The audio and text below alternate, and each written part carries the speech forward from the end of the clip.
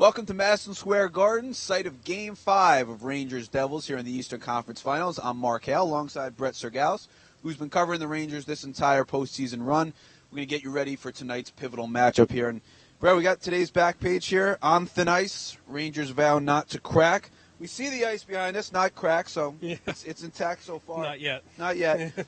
As we get set to start here tonight, Brett, it looks like we're going to have a couple of lineup changes for the Rangers. Take everybody through those. Yeah, sure. First of all, it sure looks like Brandon Dubinsky is going to be in the lineup for the first time since Game 7 of the first round against the Senators. He had a right leg or foot injury that he sustained in that game.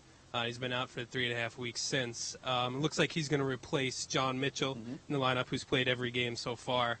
And then it also looks like Steve Eminger will also come out. Stu Bickel will go back to playing defense as Brandon Prust comes back from his one-game suspension that he got from the hit he threw in Game 3. With Dubinsky back, Brad, assuming this does happen, what does that do for the Rangers? What does Dubinsky add to this team? Well, he's certainly a gritty player. A lot of that Rangers mindset. He goes in the corners, he plays along the boards very hard. And he also kills penalties. He goes out in the power play. He has a little bit of offensive spark that they could certainly need too. So he brings a lot to the Rangers team, and he brings that mentality back that they certainly need. You talk about offensive spark. That's been, that's been one of the problems with this Ranger team. They only have 9 goals in the 4 games in this series. And Brett, we see Brad Richards, no goals in this series so far. Sure, Marian Gaborik, no goals in this series so far. Callahan with just 1 empty netter. Derek Stepan, no goals in this series. Yeah. How do the Rangers get these guys going? It's a tough question to answer, and Coach John Tortorella has been trying to answer it for a while now. Right. They talk a lot about trying to play off the puck to get the puck in the net, so it's a lot of hockey parlance. But it's about doing the right things and then hoping that the puck will eventually go in. So there's been some positives from Gaborik's game, although he hasn't scored. Richards is always a big-time guy. When they need him most, he seems to come through. He might not be seen for the first 2 periods of the game, and then he comes up and wins. Yeah, and then wins a huge face-off, and that's how they ended up winning the other games. So we saw at the end of Game 4, Brad. Obviously, it was a big issue with Mike Rupp and Martin Brodeur in goal, where Rupp threw the punch. Then we see the 2 coaches for the teams yelling at each other. It's a screaming match. What kind of carryover, if any, do you expect tonight?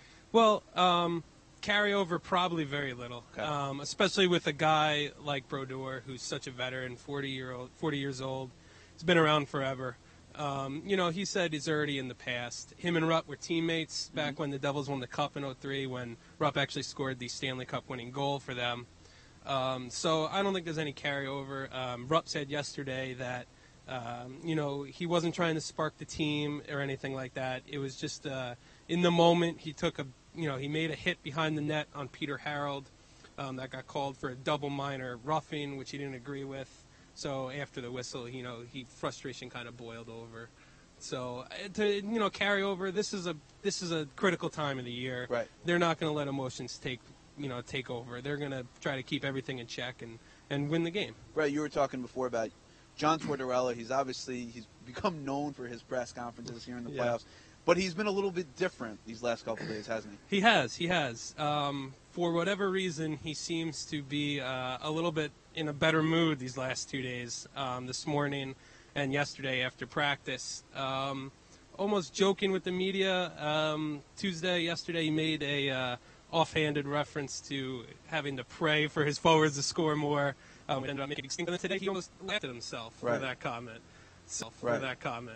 So, he seems a little bit looser, and that's because his team has been in this situation before.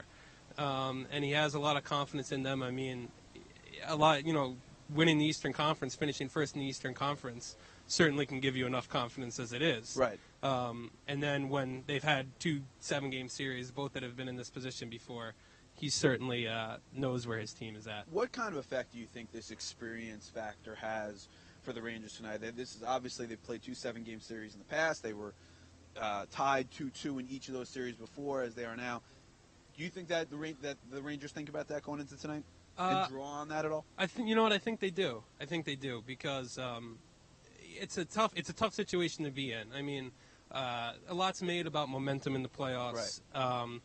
So, after losing a game like they lost Game 4, which was they got severely outplayed, there was the big ruckus at the end, that could mess the team up if they're young and inexperienced and haven't been through it before. But this team has been there. Mm-hmm. And, they've been in this situation 2-2, and they've come out on top twice. So, they have some good veteran leadership in that locker room. Then they know how to handle the situation. And Tortorella's attitude over the past few days, along with the attitude of the guys in the locker room, shows that, they're confident. They're ready to go. And one catch-22 with having this experience is that there is a possible fatigue factor here. We've seen the Rangers not have any easy series, so they've had one 7-game series against Ottawa, a 7-game series against Washington. We know that no team has ever had 2 7-game series to start off the playoffs and then won that third round. Right. They've played this will be their 19th playoff game in 42 days. Yeah. Is there a fatigue factor here? The team will tell you no. Right. It's clear from watching that there is. The way the Rangers play such a gritty style, such on the edge at all times, takes a lot out of you. Mm-hmm. But, they're used to doing this. The whole season you kept thinking fatigue was going to catch up with them. The style was going to catch up with them. During the first 2 rounds, you kept thinking it was going to catch up with them, and it didn't. Right. So it's almost, you get a sense that they're half playing rope-a-dope, that they know that this is the way they play. And so, yes, they look tired, but when they need to, they come through, or they have come through. Right. So, it's to be seen if they continue to do so, but you'd be nearsighted in thinking that they couldn't. You've covered the series, you've covered this team. As we go into Game 5, what's your sense for tonight?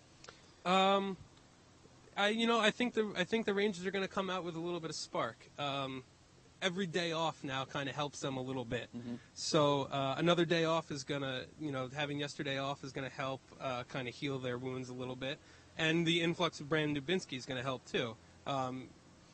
Changing the lines a little bit, having a new guy in the lineup, one of your leaders on the team, one of your better forwards. Right. It can certainly spark them, in what they need to do.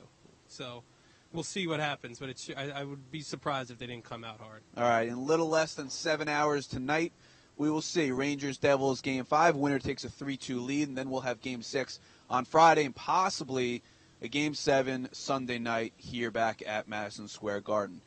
You can follow Brett on Twitter at Brett Cyrgalis. You can follow me at Hale Mark. And obviously we'll have a lot more video-wise from this series and possibly in the Stanley Cup Finals on nypost.com. Thanks for watching. He's Brett.